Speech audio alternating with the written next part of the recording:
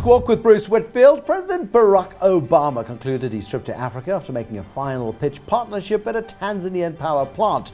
70% of Africans lack access to reliable electricity, according to the statesman, and the United States' plan is to help bring more power online. Has Obama left Africa as he intended and had hoped, or was it all a lot of rah-rah Obama and not much else other than a bit of puffery? David Shapiro.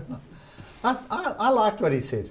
I like what he said too. It's wonderful what he said. I can say lots of clever things too. He did. I think the whole trip is they're very conscious of China and imperialist China colonizing Africa.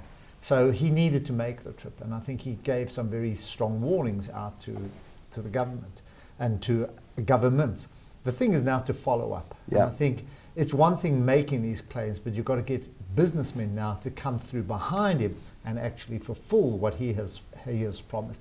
I think the West, as I say, with America, have to start, coming back to Africa. It's going to grow, and I think there's going to be a lot of business and going to be opportunity. So he needs to go back now and convince businessmen to start taking a stake in Africa. 5 years ago, I was in the US. It was June 2008. I went on a 2-week trip. I went to Columbia University for a bit and went into some of the top boardrooms. I went into the boardroom of Standard & Poor's, into Citibank, where Bob Rubin, who's Bill Clinton's former economic advisor, Treasury Secretary, was the chairman of Citibank at the time, and a bunch of other boardrooms. And every single American executive, the most senior guys, big names at the time that I met, and I asked them, so African investment, you're letting the Chinese steal a march on you, what are you doing about it?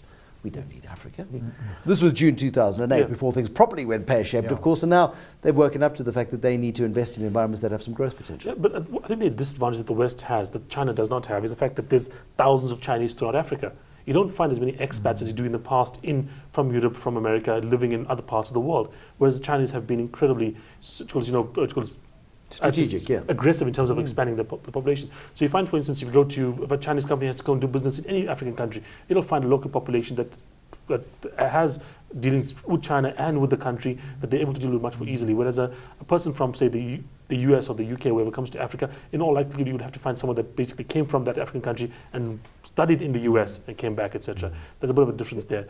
There's not enough of that. Yeah. And that's one way they can get their influences by bringing more African students to study at universities there. If you go there, and I go to New York often, I go to Boston, I used to go to Boston often, where there are 40 colleges, 40, 50 colleges. You see a huge number of Asians, very few Africans.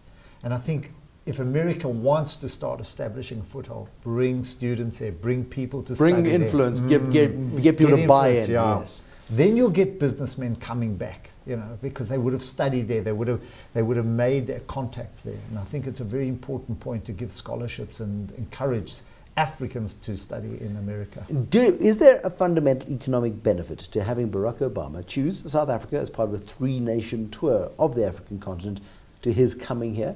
Will it open the doors that are required? It's quite interesting. I still think South Africa could be the gateway. I know we say it, but we're starting to lose influence. And I still think they see it as the most developed country. And I don't think you could come to Africa without going to South Africa. We're still the most powerful economy.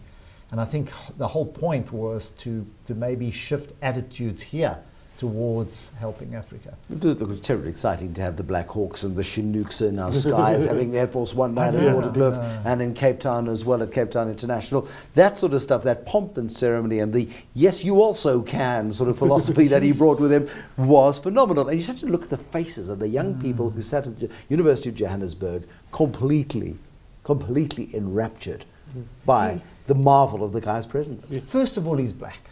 And I think that makes a huge difference. You haven't got a conservative redneck Bush here. In all fairness, all of them.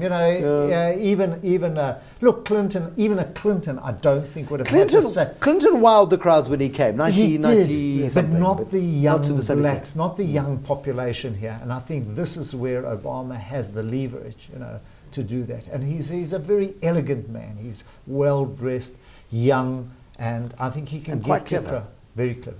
Very, very smart man. Yeah. Speaks well. and he can get to the audience, and I think that can make a difference. I hope they don't lose the momentum that he's built up. You know, he's now not off to some other place somewhere else. Absolutely, and he's got enough domestic issues to worry about. Absolutely. They spent reportedly $100 billion on that particular trip. $100 million, I beg your pardon, R1 billion on that trip. That was just for 5 days on the African continent. I saw a story in the Star this week that so Barack Obama, his security detail, bringing out everybody with him, that's R1 billion budget just for 5 days. Our total VIP budget in South Africa is about 750 million rand for the whole year for everybody. Yeah. So like our president is worth like about a quarter of the renovations at Nkandla. Oh, of course. Compare, relatively speaking. Yeah, but look, I'm going to not ignore the fact, however, is that yes, it's nice politically, etc. But if you just look at what the American politicians are focused on right now, it's the biggest trade agreement ever made. Just happened about a month or so ago. Europe and America. Yeah. So we are nice and we are kind of politically correct, etc. at the moment, but we must not. What have we got that they really want? And the thing is, we have to get involved and partner up with bigger countries because we are small in Africa. We are not going to. South Africa, especially, is quite small in terms of the global environment. We need to partner up with people that have goodwill towards us and try to get into these larger agreements. We need to make some new best friends.